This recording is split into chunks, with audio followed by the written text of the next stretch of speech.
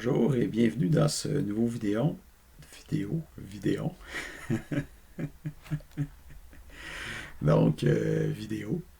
OK. On va parler de l'amorçage et des partitions. Donc, amorçage, c'est le démarrage de l'ordinateur. OK. Donc, c'est juste l'idée ici, c'est de comprendre comment démarre un ordinateur. OK. Donc, si on passe ici tout de suite à la diapo, donc la séquence d'amorçage d'un PC. OK. Typiquement, d'abord, le PC démarre, donc quelqu'un appuie sur la touche de démarrage. Ensuite, il y a un test qui se déroule automatiquement, qui s'appelle le POST, donc le Power On Self-Test. Une fois, ce test-là, en fait, on va en parler après, là, mais donc il y a ce test-là. Ensuite de ça, il y a le BIOS qui prend le contrôle, entre guillemets. Okay? En fait, le Power On Self-Test fait partie du BIOS, mais disons que le BIOS est l'UEFI, donc qui est son équivalent moderne. Après ça, c'est le bootloader qui embarque. Donc, le bootloader, lui, va déterminer, en fait, vous allez voir un peu plus loin comment ça fonctionne. Donc, ensuite de ça, il y a le chargement du système d'exploitation qui se produit, et ensuite de ça, l'exécution du système d'exploitation, et c'est là que l'ordinateur vous apparaît et qui vous demande de vous loguer. Okay? Donc, c'est juste à l'étape 6, une fois que le système d'exploitation est démarré, que le message, qu'on va vous demander, en fait, de vous connecter à la machine. Okay? Mais il se passe un paquet d'étapes avant d'en arriver là. Okay? Donc, les étapes sont le démarrage, le Power On Self-Test, le BIOS, le bootloader, le chargement du système d'exploitation et l'exécution. Donc, le POST, c'est quoi? C'est un petit programme qui réside dans une mémoire ROM. Okay? C'est sûr, ROM, c'est un vieux terme. Okay? À l'époque, on faisait des puces Read-Only Memory, puis les puces, une fois qu'ils étaient enregistrées, on ne pouvait plus rien changer là-dessus. C'était fixé dans le ciment. C'est sûr que depuis ce temps-là, ça évolue un peu, mais grosso modo, en fait, ce qui est intéressant ici, dans le mot ROM, c'est on va oublier Read Only Memory, mais on va se concentrer sur le fait que c'est de la mémoire rémanente. Ça veut dire que quand vous dépluguez votre PC, la mémoire, elle reste là. En fait, cette mémoire-là est faite pour être changée le moins souvent possible et est faite pour rester là, même quand il n'y a pas de courant dans votre ordinateur. Okay? Donc, ce programme-là, le POST, réside en mémoire ROM, okay? Et il est exécuté. En fait, il réside là avec le BIOS. Okay? Le BIOS aussi réside dans cette mémoire ROM-là. Okay? Et il va être exécuté automatiquement au démarrage de votre ordinateur. Okay? Il va effectuer certains tests rapides pour valider le hardware de votre machine. Donc, est-ce que le processeur est actif et disponible? Est-ce que les bus fonctionnent correctement? Est-ce que la mémoire est disponible, active et fonctionnelle? Okay. Et est-ce qu'il y a la présence de certaines périphériques comme le clavier, l'écran, etc. Donc, si jamais le poste détecte une erreur, il va le signaler avec des bips sonores. Okay. Donc, le poste ne s'appuie pas sur l'écran parce qu'il ne sait pas s'il y a un écran connecté ou pas. Donc, pour cette raison-là, il va émettre des bips sonores. Okay. Mais potentiellement, ça se peut qu'il affiche aussi quelque chose à l'écran. Donc, comme c'est écrit ici, donc sur les anciens ordinateurs, en fait, puis même les nouveaux, je pense que ça peut arriver aussi. Donc, le poste va aussi afficher quelque chose à l'écran. Donc, par exemple, ici, vous avez Initializing USB Controller. Donc, ici, on voit par exemple qu'il vérifie la mémoire. Donc, 3584 MB, OK. Donc, il fait ses vérifications. Ensuite de ça, c'est le BIOS qui embarque. Okay. Donc, le BIOS maintenant, c'est remplacé par un truc qu'on appelle l'UEFI, donc Unified Extensible Firmware Interface. Donc, ça, c'est le logiciel qui est préinstallé dans votre PC. Okay. Et il peut avoir aussi une petite partie sur le disque dur en ce qui concerne l'UEFI. Okay. Et c'est installé donc sur une puce mémoire flash, c'est-à-dire la ROM, mais qu'on peut mettre à jour. Okay? Donc, si jamais ce programme-là, il y a possibilité de le mettre à jour. OK? Donc, des fois, le BIOS, il y a des mesures de sécurité ou il y a des fonctionnalités additionnelles, puis il faut le mettre à jour. OK? C'est pas quelque chose qu'on fait souvent, mais sur une machine, ça peut arriver peut-être une fois par an ou par 2 ans qu'il faut mettre à jour le BIOS. Donc, ça dépend du vendeur s'il fait une mise à jour du BIOS. OK? Donc, les BIOS modernes, pardon, sont quand même assez miniatures sur vos cartes mères. OK? Mais ici, vous avez un exemple de BIOS, OK, datant de 1999, pour vous donner une idée. Mais évidemment, plus on avance dans le temps, plus tous ces trucs-là sont miniaturisés. Donc, le BIOS, qu'est-ce qu'il permet de faire? Il permet de gérer vos périphériques.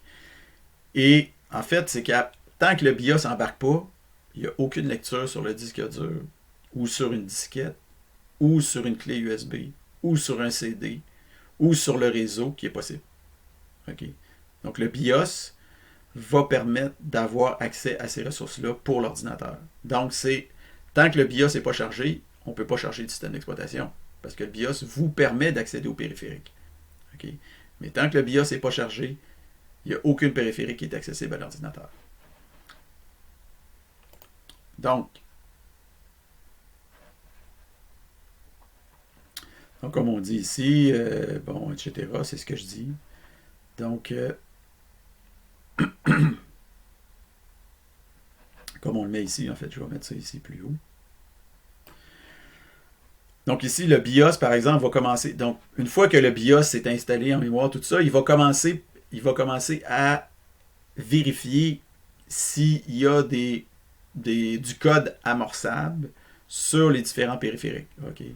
Donc, typiquement, par exemple, on pourrait commencer par un lecteur CD pour voir si c'est amorçable ou des choses comme ça, ou carrément sur votre disque dur. Okay?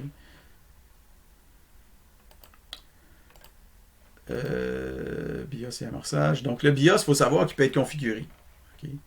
Donc, dans le temps, quand on dit dans le temps, ça veut dire dans les années 80-90, dans ce cas-là, c'était une étape quasi obligatoire. Okay? Donc, quand vous achetiez un ordinateur, il fallait absolument que vous alliez dans le BIOS pour le configurer. Par exemple, pour dire, j'ai tel disque dur qui possède tel nombre de cylindres, blablabla, blablabla. Okay? Ou j'ai une carte de son, il faut utiliser l'interruption numéro 5, etc., etc. Okay?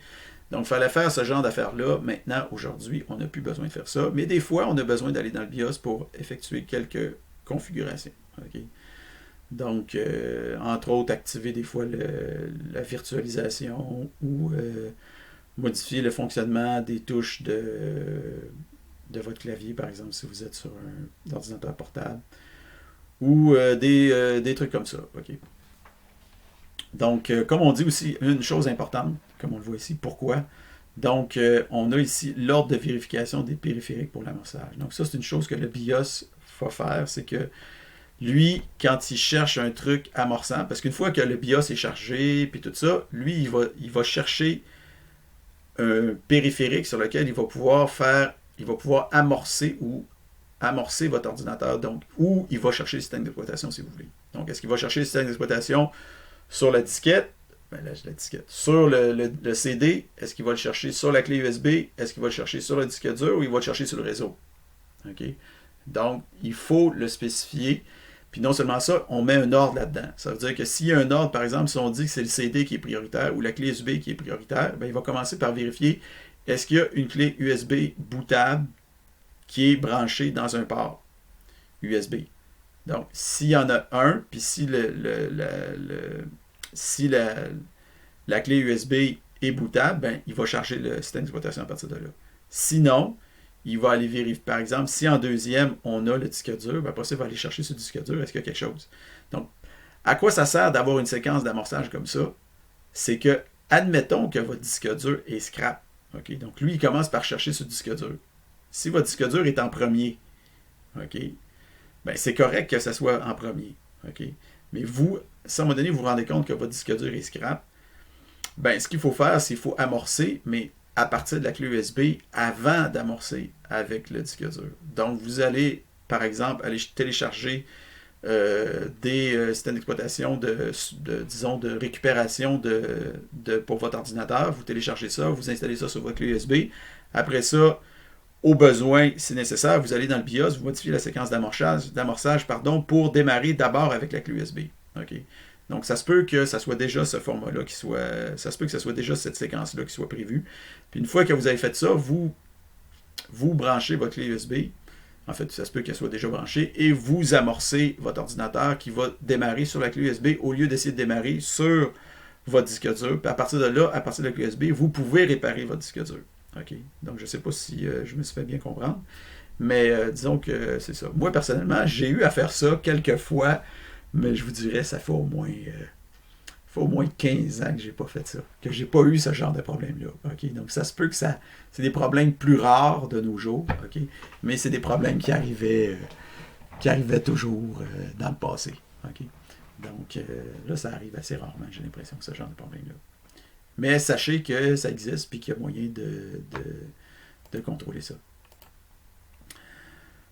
Donc, aussi, une autre chose que vous pouvez faire au lieu d'aller jouer dans la séquence d'amorçage du BIOS, c'est que il existe souvent une touche du clavier spéciale qui permet d'interrompre la séquence d'amorçage du BIOS. Okay? Donc, quand vous touchez cette touche-là pendant que l'ordinateur démarre, il y a un menu qui va apparaître à ce moment-là sur votre ordinateur et ce menu-là va vous permettre de choisir à partir de quel périphérique vous voulez booter. Okay? Ou amorcer votre ordinateur. Donc, vous voyez ici, par exemple, c'est marqué F2. Ça ne veut pas dire que c'est ça sur votre ordinateur. Là. Okay? Je veux dire, ici, je vais le grossir. Là. Ça ne veut pas dire que c'est F2 puis F12 parce que ça change en fonction du vendeur. Okay? Ça se peut que ça soit Escape, ça se peut que ça soit Delete, ça se peut que ça soit F2, ça se peut que ça soit F8, ça se peut que ça soit F12, ça se peut même que ça soit d'autres choses que ça. Okay? Mais ici, vous avez un exemple où F2, c'est Setup. Donc, c'est la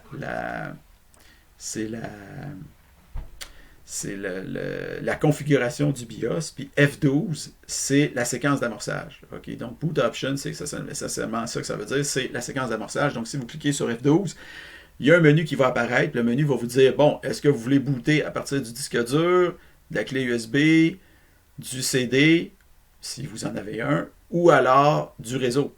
OK?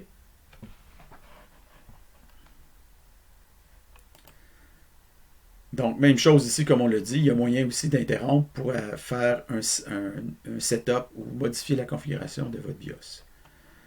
Donc, une fois que le BIOS a identifié le périphérique qui doit servir à amorcer l'ordinateur, ben, ce qui va se passer, c'est que le secteur ou disons la partition, pas la partition, disons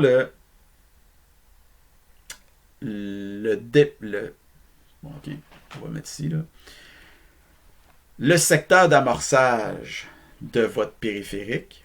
Okay, là, je me situe dans le contexte d'un disque dur, okay, parce qu'en général, on s'entend qu'on démarre à partir d'un disque dur. Là, je ne parle pas de clé USB, de CD ou de réseau. Okay, là, on se situe sur un disque dur parce que, bon, on s'entend 99,99% du temps, les ordinateurs démarrent à partir du disque dur. Donc, ou de son équivalent. Là. Donc, disque dur ou disque... en tout cas, disque... peu importe. Là. Donc, par exemple, votre téléphone, ben, il démarre à partir de son disque, en guillemets, ou de sa mémoire interne. Okay? Donc, le début de ce disque-là, okay, qui s'appelle le secteur 0 ici, ou le boot sector, le secteur d'amorçage, ou le MBR, le Master Boot Record. Okay? Donc, à cet emplacement-là, il y a du code qui est là, qui va servir à amorcer votre ordinateur. Okay? Donc, ce code-là est exécuté. Donc, le BIOS transfère le contrôle à ce code-là. Puis ce code-là va ensuite de ça se charger de savoir qu'est-ce qu'il va faire. Donc, ça se peut que dans ce secteur-là, si vous avez un gestionnaire d'amorçage qui est installé là, ça va être ce gestionnaire-là qui va démarrer. Puis ça se peut qu'il vous présente un menu à l'écran. Il va dire, bon, est-ce que vous voulez démarrer, mettons que votre machine est dual boot. Okay? Donc, vous pouvez démarrer Linux ou Windows. Donc, le gestionnaire d'amorçage va se de votre disque dur va démarrer, va vous présenter un menu, il va vous dire est-ce que vous voulez démarrer Windows ou vous voulez démarrer Ubuntu, par exemple, ou Linux, ou peu importe la distribution. Là. OK? Donc, si jamais il n'y a pas de gestionnaire de gestionnaire d'amorçage qui est là, de gestionnaire, disons, spécialisé, ben, ce qui va se passer, c'est que ce Master Boot Record-là va carrément transférer le contrôle au loader de, par exemple, Windows. Okay? Et après ça, Windows, vous avez encore là certaines options. Donc, pendant que Windows démarre, vous avez aussi la possibilité d'appuyer sur Center Touch pour interrompre le démarrage de Windows, puis décider est-ce que vous allez démarrer en mode sans échec, avec ou sans réseau, etc., etc., etc. Okay? Mais en général, bon, Windows va démarrer. Mais le Master Boot Record, lui, doit décider, en fait, sur votre ordinateur, ça se peut que vous ayez plusieurs partitions sur votre disque dur. Okay? Donc, chaque partition vous permet d'installer un système d'exploitation différent. Okay? Si vous avez une seule partition, ben, vous pouvez installer un seul système d'exploitation. Okay? Donc, la plupart des ordinateurs, en fait, sont configurés avec une seule partition. Donc, vous avez, ben, ça se peut qu'il y ait une partition de sauvegarde ou des partitions de gestion. Là. Okay? Il y a des partitions spécialisées, mais des vraies partitions où vous avez votre stock de système d'exploitation et vos fichiers et tout, là, votre file system, ça, vous en avez généralement rien qu'un sur votre machine. Okay? Donc, quand le BIOS, quand le Master Boot Record, lui, qu'est-ce qu'il va faire? Si vous avez une seule partition, ben, il va carrément transmettre le contrôle à cette partition-là, si c'est une partition amorçable, encore une fois, parce que chaque partition a une espèce de bit flag dessus qui dit est-ce que cette partition-là est amorçable ou n'est pas amorçable. Donc, comme on le dit ici, là, sur les systèmes Linux, par exemple, c'est courant d'avoir une partition qui va servir de mémoire virtuelle, donc une swap partition. Dans les systèmes Windows, des fois, vous avez des partitions que c'est des partitions de récupération. Donc, si vous avez un problème, vous pouvez réinstaller votre système d'exploitation à partir de ça. Donc, moi, en ce qui me concerne, okay, mon ordinateur est éminemment plate. Il n'y a pas de multiples partitions. Okay, donc, si vous voulez voir les partitions que vous avez sur votre disque dur, dans Windows, vous pouvez utiliser le Disk Management ou la gestion du disque. Okay, vous l'avez ici, gestion du disque. Dans le Power menu, en fait. Donc, si vous cliquez du bouton droit dans le bouton sur Démarrer, vous sélectionnez Gestion du disque ou Disk Management, vous allez avoir cette fenêtre-là ici, qui en fait, je l'ai ici affichée. Donc, je vais tasser un peu ça comme ça. En fait, je vais descendre ça comme ça. Donc, vous avez ici, par exemple, les partitions. Donc, moi, c'est éminemment plate. Qu'est-ce qu'il y a sur mon ordinateur? Je veux dire, il y a une espèce de partition spéciale ici de 350 mégaoctets qui fait partie du UEFI. Là. Donc, c'est une extension du BIOS, si vous voulez, qui se trouve sur mon disque dur. Et ensuite de ça, vous avez une partition pour mon système d'exploitation Windows. Donc, 931 gigaoctets en NTFS. Okay.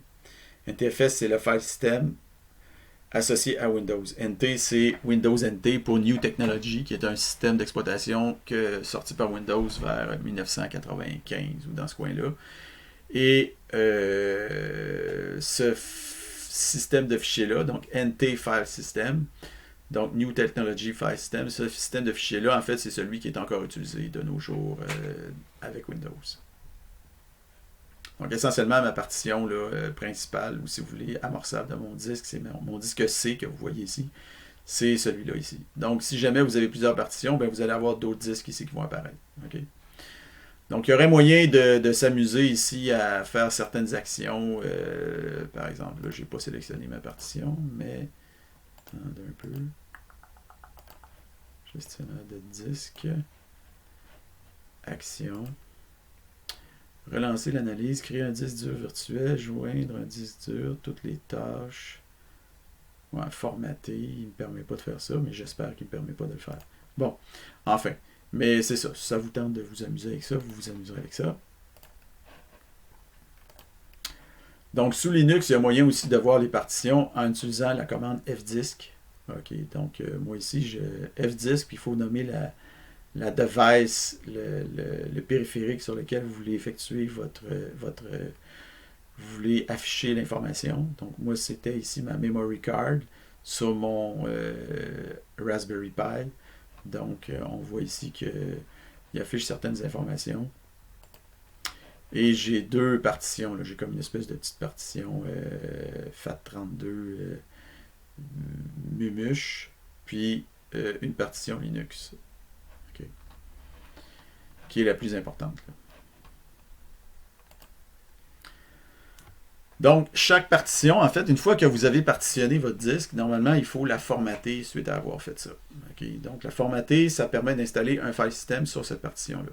Donc, vous pourriez installer un file system FAT32, qui est un file system qui est universellement lisible par tous les ordinateurs existants sur la Terre, mais qui n'a pas de sécurité. Ou alors, vous pourriez installer un file system sécuritaire, mais qui est plus ou moins lisible, qui est plus ou moins portable d'un système d'exploitation à l'autre. Par exemple, si vous mettez NTFS, c'est le système d'exploitation Windows. Puis si vous mettez, c'est quoi, EXT3 ou EXT4 pour Linux, ben c'est ça, c'est le file system propre à Linux. Okay. Un petit mot sur les virus. Donc, en fait, les premières formes de virus, là, on parle ici à l'époque d'avant Internet, donc infectaient principalement les secteurs d'amorçage des disques. Okay. Donc, au lieu de charger le système d'exploitation, qu'est-ce que le BIOS faisait? En fait, le BIOS identifiait que le secteur d'amorçage était amorçable et le bootloader que vous avez là, qui est un petit bout de code qui est là, en fait, le virus, lui, mettait du code là pour que quand l'ordinateur démarrait, au lieu que ce soit le système d'exploitation qui soit chargé, c'était le virus qui était chargé. Alors, vous comprenez que ça pouvait foutre le bordel sur votre machine. Okay? Ça existe encore, ce genre de virus, mais c'est excessivement rare maintenant qu'on s'échange presque plus d'informations par disquette et tout. Mais à l'époque, là, c'était vraiment courant que ça arrive, et ça m'est arrivé, moi aussi, avec mon ordinateur qui a fait instantanément, il n'y a plus rien à faire. Donc, en fait, le virus, qu'est-ce qu'il faisait? C'est qu'il se chargeait à partir du secteur d'amorçage de votre disquette ou disque dur. Et aussitôt qu'il se chargeait, il se dépêchait d'infecter tous les périphériques qui étaient associés sur votre machine. Donc, par exemple, si vous le chargiez à partir d'une disquette, il infectait votre disque dur. S'il était sur votre disque dur, puis vous insériez une disquette dans votre machine, il infectait la disquette. Donc, vous voyez qu'il se propageait comme ça. Et ce virus-là pouvait faire après ça ce qu'il voulait. Il y avait beaucoup de virus que ce qu'il faisait, c'est qu'une fois qu'il avait infecté les disquettes, les périphériques, puis tout ça, qu'est-ce qu'il faisait? C'est qu'il démarrait le système d'exploitation normalement. Okay? Donc, une fois qu'il démarre le système d'exploitation, vous ne vous rendez pas compte que vous avez été infecté. Puis, le virus attendait que, par exemple, si c'était Noël, ben, ça se pouvait qu'il déclenche quelque chose à Noël. Ou alors, ça se pouvait aussi qu'il ouvre... parce qu'il y avait quand même certains réseaux à l'époque, donc ça se pouvait aussi qu'ils servent de cheval de Troie pour permettre l'introduction d'un quelqu'un de malicieux sur votre machine. Okay?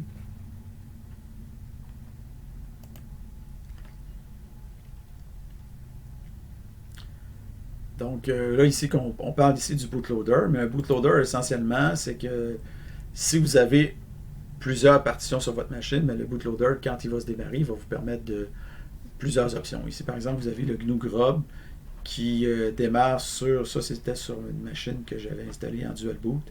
Donc, j'avais la possibilité de démarrer Ubuntu, d'aller gérer des options avancées pour Ubuntu, ou alors carrément de démarrer Windows.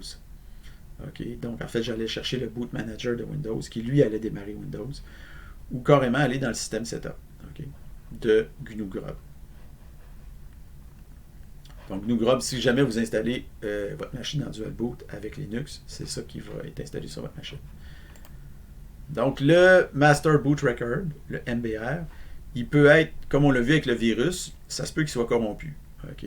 Aussi, ça se peut que par inadvertance, il y ait une mauvaise écriture qui se fasse sur votre disque dur, puis votre MBR, ça se peut qu'il, des fois, pour une raison X, Y, Z, ça se peut qu'il devienne scrap. OK? Donc, s'il devient scrap, vous n'avez pas à vous énerver, OK? Parce que c'est quelque chose qui se répare. OK? Donc, la première chose à faire, comme on dit, c'est de vous calmer. Une fois que vous avez fait ça, vous allez chercher un kit de réparation que vous téléchargez, vous installez sur une clé USB, vous insérez la clé USB, vous arrangez pour démarrer votre ordinateur dans la clé USB. Puis là, dans la clé USB, vous allez avoir certains logiciels qui vont vous permettre de réparer votre Master Boot Record. Donc, vont réparer votre amorçage de votre disque dur. Donc, vous avez juste à exécuter ce programme-là, puis votre Master Boot Record va être rétabli. Okay. Petite notion, en fait, par rapport à MBR versus GPT, c'est que, on parle de MBR, mais aujourd'hui, souvent, sur les machines, ce qu'on a, c'est pas un MBR, c'est un GPT, OK, mais ça revient au même. Donc, MBR, c'est un Master Boot Record. Master Boot, ouais, c'est ça, Record. Puis le GPT, c'est General Partition Table. Donc, c'est deux formats de partitionnement pour les supports de stockage amorçables. Okay. Donc, le format GPT, c'est le successeur de MBR, puis il est de plus en plus utilisé.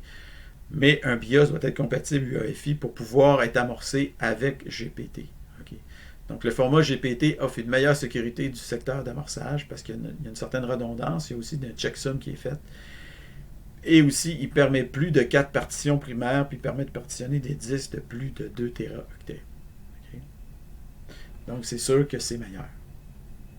Mais le MBR, il faut savoir que ça date des années 80, là, je veux dire. Donc, c'est à cette époque-là, peut-être qu'ils ne pensaient pas qu'on aurait des disques durs de plus de 2 téraoctets. Quand ton disque dur fait 10 mégaoctets, tu ne penses pas que tu vas te rendre à plus que 2 téraoctets. Okay? Donc, une fois que le bootloader a été terminé, etc., là, c'est le système d'exploitation qui va se charger.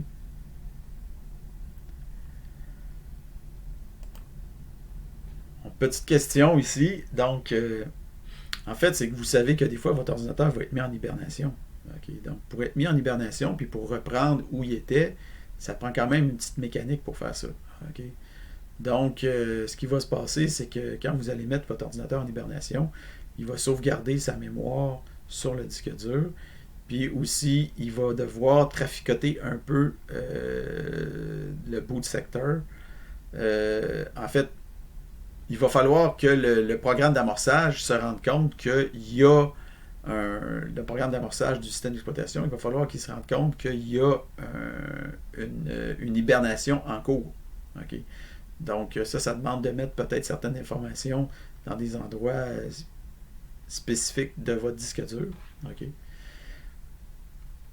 Entre autres, dans certains secteurs névralgiques. Okay? Mais la question est, est-ce qu'il faut écraser le MBR pour arriver à faire l'hibernation? Alors, la réponse, c'est que c'est pas une bonne idée d'écraser le MBR parce que vous allez foutre le bordel dans l'interaction entre différents systèmes d'exploitation s'il y en a plusieurs installés sur votre machine. Okay? Mais, évidemment, Windows, à l'époque, et peut-être même encore aujourd'hui, des fois, Windows emmène large, okay? Puis lui, il va aller écraser le Master Boot Record, même s'il ne devrait pas le faire. Donc, ça se peut qu'il fout un peu le bordel de temps en temps. Ceci m'amène à vous parler de Pierre McGrail, okay, qui aimait à poser cette question, parce qu'il faut savoir que le cours système d'exploitation, avant que ce soit moi qui le donne, c'était Pierre qui le donnait. Donc, Pierre aimait poser cette question. Et je trouvais que c'était une excellente question. C'était de mettre en ordre les étapes suivantes. Okay? Quand on a un démarrage de l'ordinateur, donc on a un PC avec Windows non dual boot, quelles sont les étapes et dans quel ordre s'exécutent-elles? Donc, je vous laisse réfléchir à ça. Vous pouvez peser sur pause si vous voulez. En fait, il faut moi-même que je réfléchisse. Donc, je vais lire un peu ce qu'il dit ici. Exécution du code dans le Master Boot Record, exécution du bootloader, chargement du secteur 0. chargement et exécution du noyau, exécution du BIOS et post, chargement du secteur de démarrage sur la partition active. Donc, la première chose qui va s'exécuter, c'est le BIOS et le post. OK? Ensuite de ça,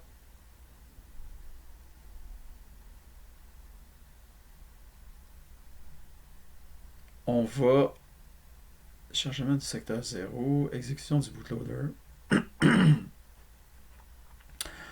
On va chercher le chargement du secteur de démarrage, exécution du code. On va charger le secteur 0 du disque de démarrage, MBR. Ensuite de ça, on va exécuter ce code-là. Okay.